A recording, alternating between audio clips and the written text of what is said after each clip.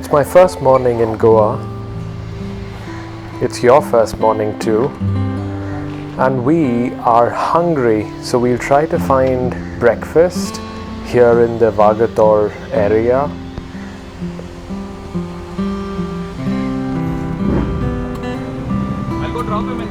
So this place does kind of look promising and relaxing and peaceful, which is exactly what we are looking for and what people are usually looking for here in Goa. So let's see if we can grab something interesting and nutritious here.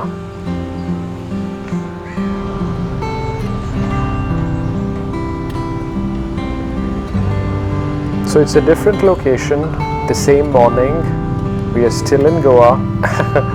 All we did was we moved from that earlier place to this one because we did not really like the food there or the wait times there. So this looks like a emptier, nicer place maybe. Hopefully the food would be good as well.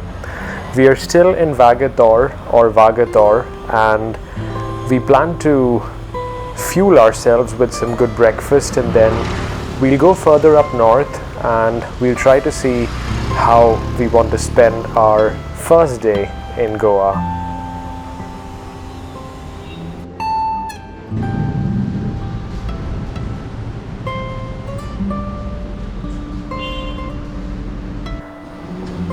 So that's kind of what I think I'm getting. I'm not sure if that is something you would like as well. But yeah, I've got my coffee, my proteins, my carbs. Alright, so we've energized ourselves. Hopefully you've enjoyed the Goa breakfast as well.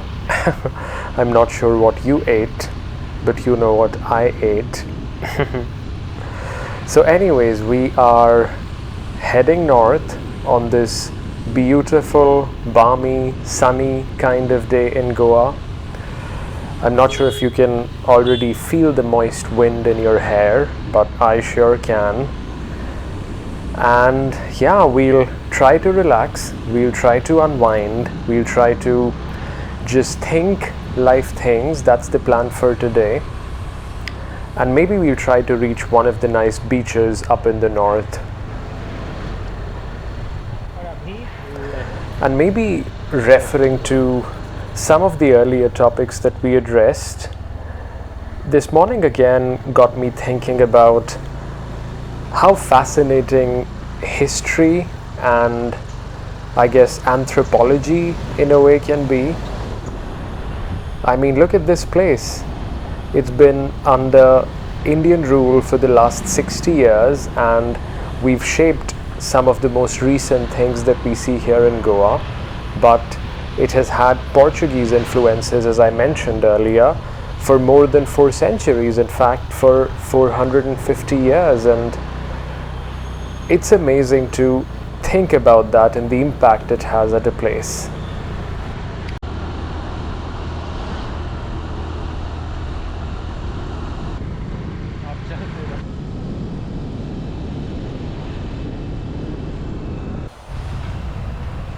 So I guess the movement of us humans across different geographies and across borders, it has been happening for centuries now, right? And Goa is an example of that kind of a scenario where people who actually originally lived thousands of miles away, they came to this land. Of course, they ended up fighting with the locals and then ruling the place. But they also ended up living here and assimilating with the people here, marrying the local population and adopting the cultures and also influencing the cultures of this area. So I think that almost makes you question the concept of boundaries and visas, which is of course a comparatively more modern concept. Before that, people would just move freely and would live where they want to live. Of course, there was conflict, but that was how the world worked then. So yeah, while we talk about the Portuguese colonization and the Spanish colonization and the British colonization, I think there's also this perspective that the world before there were borders and visas was actually a very different kind of world.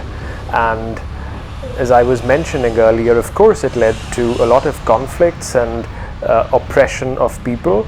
It also led to a lot of these interactions between people and cultures which don't really happen today, because we say that you're Portuguese and you're Indian and you're Spanish and you're American. So yeah, maybe a few hundred years ago there were just a bunch of people who loved being in Goa, and therefore they were living in Goa and making Goa their home, and they were not really that much concerned about national boundaries. They were just living where they wanted to live. And of course in today's times it's extremely curious to think about those things.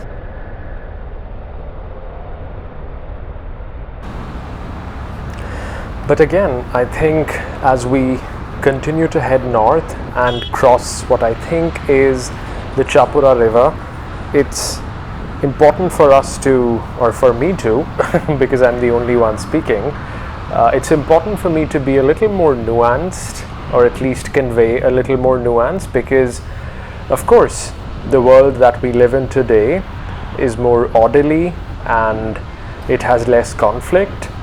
So while we do sometimes think wistfully about the past, it's only part of the story. But yeah, anyways, let's try and find a beach up in the north. So we are continuing to ride due north. Plan is to probably find a nice beach in the Ashwem area, or maybe just go to the Ashwem beach or the Morjim beach and have lunch there, relax there, and think about things, think about life. And I think it'll probably take us like 10 more minutes to get there, but of course in the video it'll be much faster.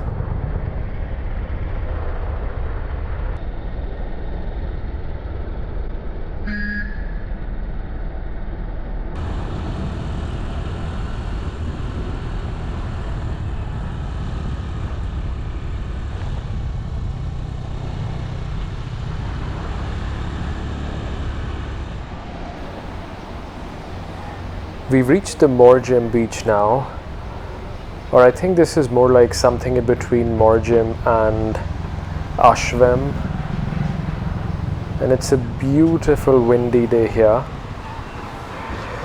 Just the kind of day that I was hoping for, and I guess you were hoping for as well. We'll try and maybe go into the sea, and later we'll find a nice spot where we can relax and later have our lunch, and maybe be here as long as when the sun will set. Morjim is actually quite popular with Russian tourists, and also quite popular with olive ridley turtles. This is a famous nesting site for the turtles, but I'm not sure what exactly is that season when they come. As for the Russian tourists, Morjim is actually a very famous area for those tourists. In fact, this is also the reason the place is sometimes called Little Russia.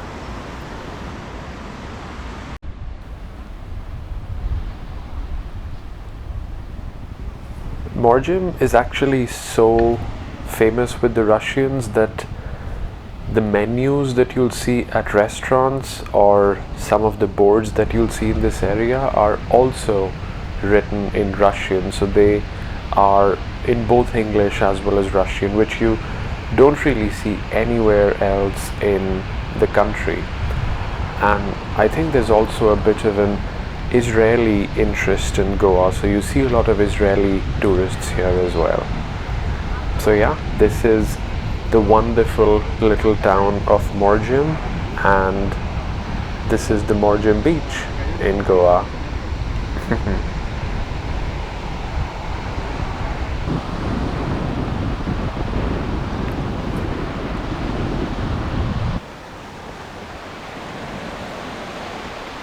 Wow.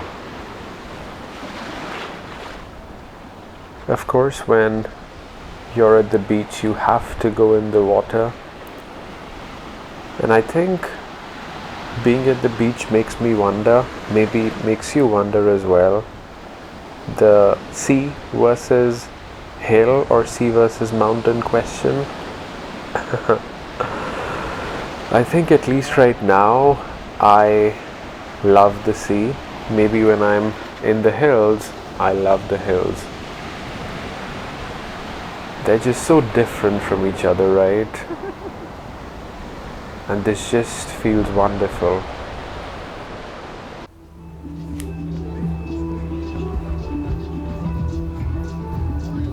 So as we were planning earlier, we are here. We'll be grabbing a late lunch here, maybe having some coffee and watching the sunset by the Morjim beach right over this stretch of the Arabian Ocean. Somewhere over there in the west you will find Africa and you'll find Europe, from where the Portuguese, the colonizers, came over here to Goa. They would have crossed that ocean and they would have come past Africa to come here and explore Goa for their country. And of course that was the story for so many countries and so many Europeans, right? So many of them wanted to come here to India and explore this place. This is so wonderful.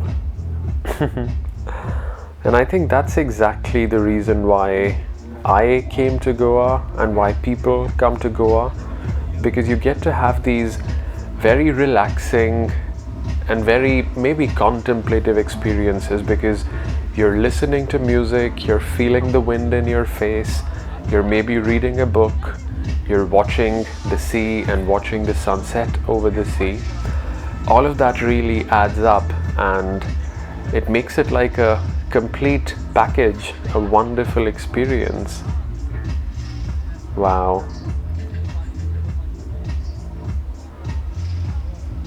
So about the earlier thing I was saying, so many of the Europeans and I guess many Africans also wanted to come to India, and I think you probably already know the story of Christopher Columbus, right? How he, they say, like discovered Americas for the Europeans. He was actually trying to come to India and he was trying to find a better route to India, and that's also the reason why the Native Americans were called American Indians, because Christopher Columbus thought he'd reached India. So yeah, a lot of people wanted to come to the Indian western coast just as we've come today.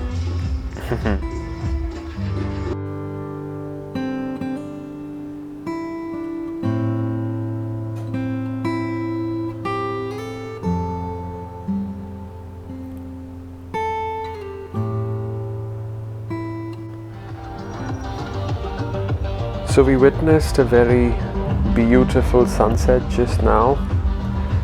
I think you got to see it as well, right? I tried to capture it in hopefully a nice video. But yeah, I think the day just flew by, right? Just a few minutes ago it seems we were coming north and we just had our breakfast and we wanted to have some nice time by the beach. And now we are done with our nice time by the beach here in Morjim. Of course, we had some conversations, not many, about these beautiful but somewhat dangerous coconut trees. But yeah, I think this is what I had intended my first day in Goa to be like. I hope you had a good time and you could experience some of the fun that we were having. And I guess I'll catch you again very soon. Bye.